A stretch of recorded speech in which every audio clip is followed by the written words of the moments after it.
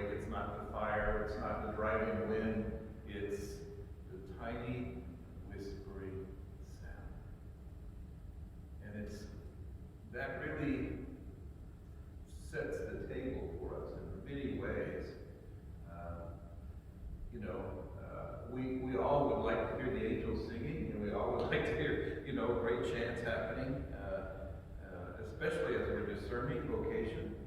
But in the end, it's about moments like this, in which we're quietly before the Blessed Sacrament, letting Jesus in the Blessed Sacrament speak to us.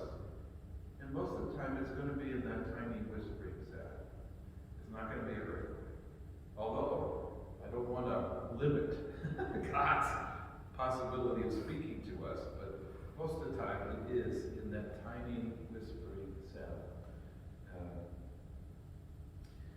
And one of the things I shared with the priest, we did Matthew's Gospel on the institution of the Eucharist, and Jesus taking, blessing, breaking, and giving. And really came at it, from first the direction of God's gift to us. I mean, it's just so tremendous. God's gift to us of himself. And that he would give us himself in that way, actually. That we could repeat the moment, that unbloody sacrifice over and over again, to strengthen us, to fill us with love, is just really quite profound.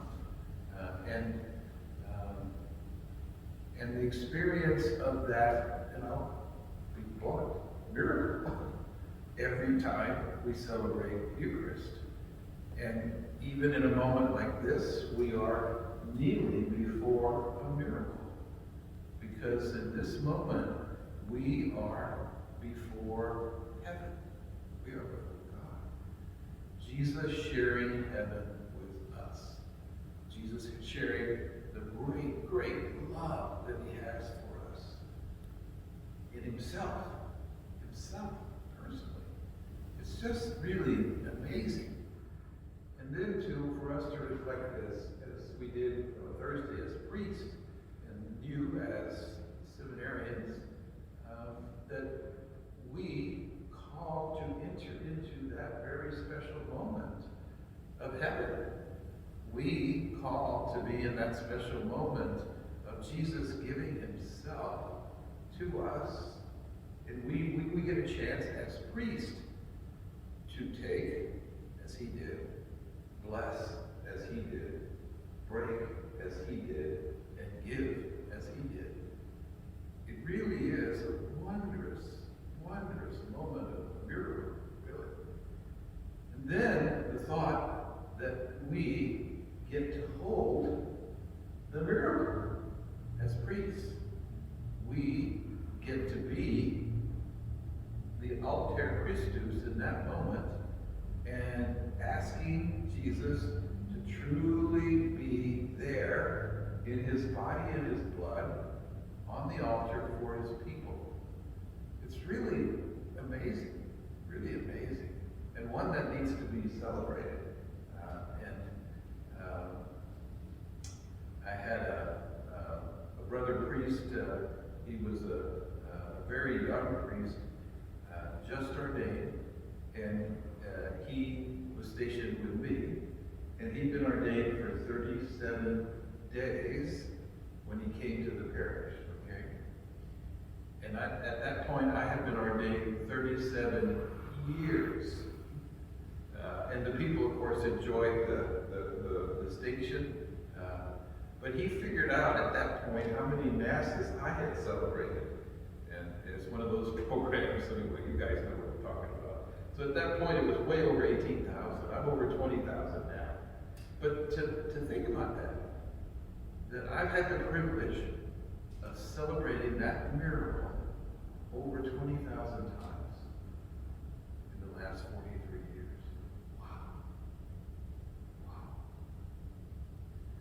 So for you, as you discern your own call, it really needs to be at the altar in the end.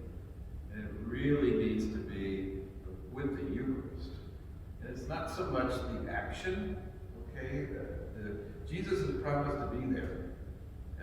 Even if we don't get everything quite right, even if we don't really say everything quite right, and even if we're feeling terrible at the moment.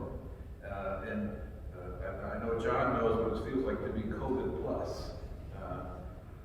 But still, to be able to be at the altar with him in that miracle moment, and then allowing him to take us, bless us, break us, and give us to the people. Because that's really the way this works. That's what he showed us. That's what happened to him.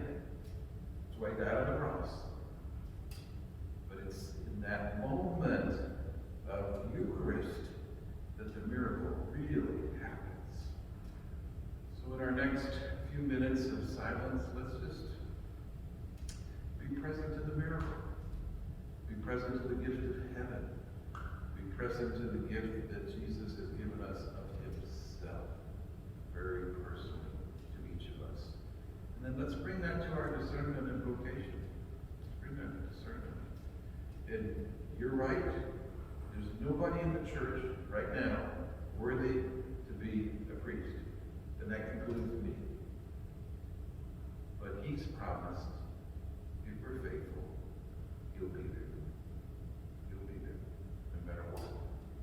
No matter how weak we are, no matter how human we are, no matter what's going on, he